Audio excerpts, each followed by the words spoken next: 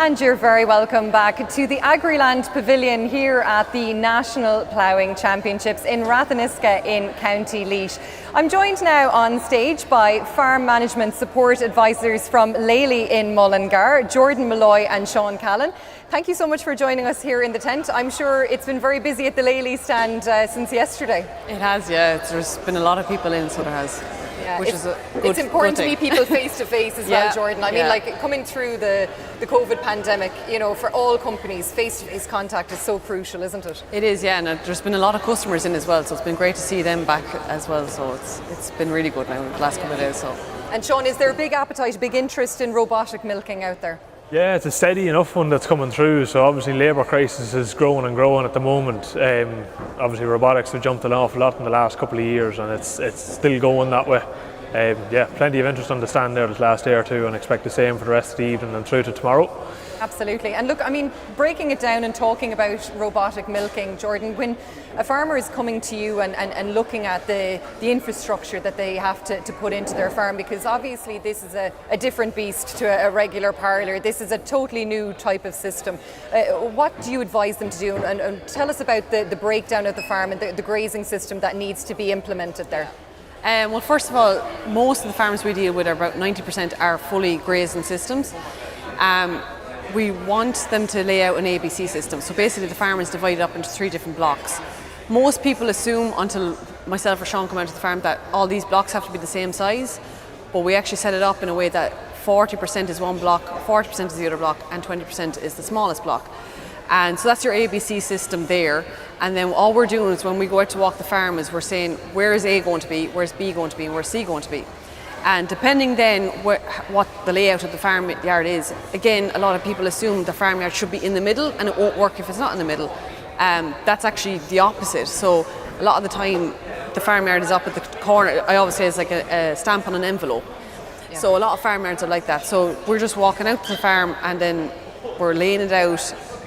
Those farmyards work just as well as the farmyards that are in the middle. That's what I was going to ask, because if I have a farmyard, as you say, it's good, it's tangible, the stamp in the corner of the envelope, do I need to build a whole new system in the middle of my holding? No, definitely not. Okay. And even I've walked farms, like we've had greenfield farms being set up in the last couple of years, say a 100-acre block, and they've said, I'll put my new farmyard, because I'm just doing a greenfield site, I'll put that in the middle, and that's not actually where we put it. Usually, most of the time, we put it about a third of the way down. If in an ideal world, you'd only put it a third of the way down, because you want one block to actually be further away. So A is always further away, B is in the kind of middle, and then C is always close to the shed. So if you think about it, if you put your farmyard right in the middle of 100 acres, you've nearly made like 4 equal blocks that are all really close. So that's not really the best way to set it up. Yeah. But at the same time, we'll make it work as well, like so. And there's an element, Sean, of training the cows to get used to this. And obviously, the ideal, as I understand it, is 3 milkings within a 24-hour period. So we're trying to move the cows from one block to another within 8 hours. Incentivising the cows to do that, it's a bit of grazing management, strip wires, and all the rest of it, I'd imagine, comes into play here.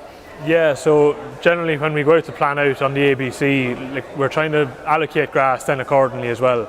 So with the ABC, you have 2 large blocks of grass and 1 small block. The times of those feeds then are pretty critical to get the cows moving. With a robot, you have 24 hours in the day. The robot's a single milker. You need cows milking every hour of every day. So through midnight till about 4 o'clock in the morning can pose a problem.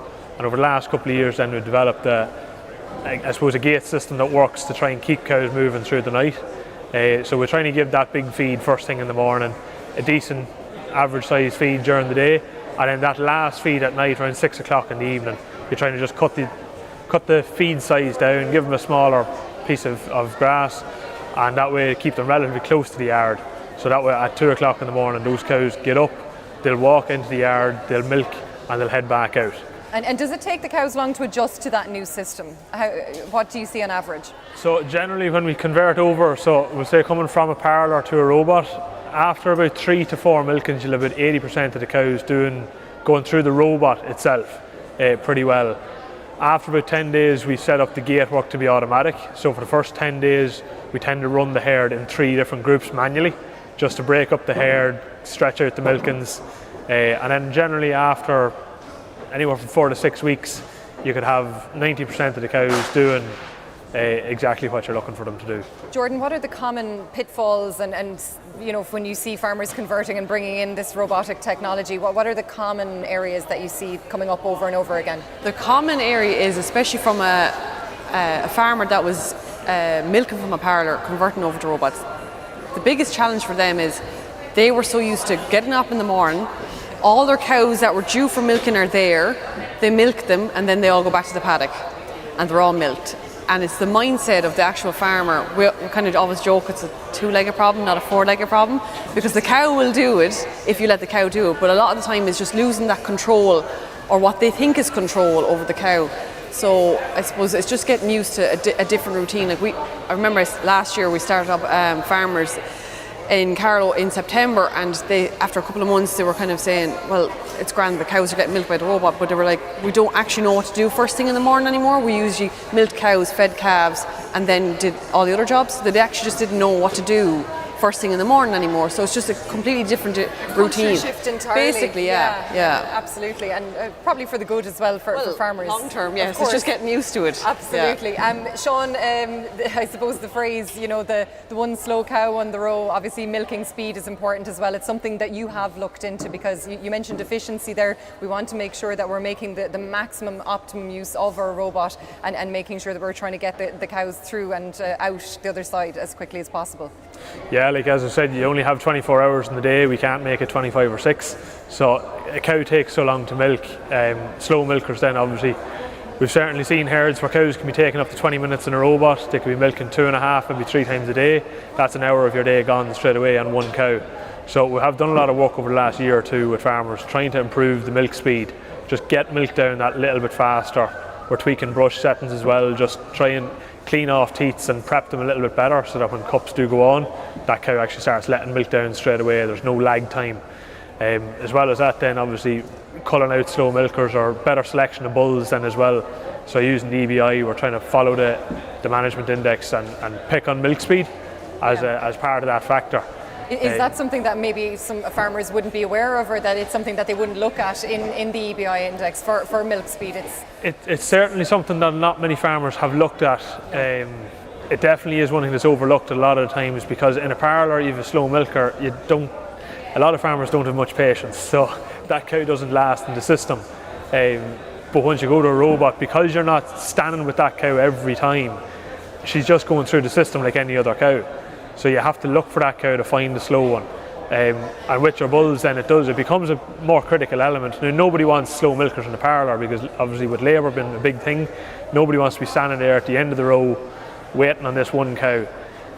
So it's becoming a bigger thing on farm. It certainly does need to be pushed a wee bit more to bring it across. And there's a big variation there. I know some of our best and worst farms, there could be 1,000 litres a day difference in what the robot's fit to perform at. The same machine, same cows, same cow numbers, but there could be 1,000 litres difference in production. So it's a big difference to your pocket as well. A very big difference, yeah. And all that is, it's genetics and it's management. So picking the right cows to put onto the system. On average, you should be fit to get 2,000 plus litres out of a robot a day. Our best farms are doing 2,600 and 2,700 litres a day with the same robot and maybe more free time than a lot of the farmers at 2,000. So they've been working on it for the last 4 or 5 years. I mean, it's something, for farmers watching us on the live stream today and here in the Agriland Pavilion, it's something to have a look at breeding time, to have a look at the EBI for milk speed and consider that if it is something that you're seeing in your parlour, it's very interesting. But I suppose, lads, you're going to go back to the stand now, busy the rest of today and tomorrow. So thank you so much for joining us from Lely in Mullingar, Jordan Molloy and Sean Callan, and they are Farm Support Management Advisors, or Farm Management Support Advisors. I said I'd get it right. I tried my best. We got to the end. Jordan and Sean, thank you so much for joining us. We're going to go back out onto the field now to catch up with some more exhibitors from here in the National Ploughing Championships in Ratheniska in County Laois.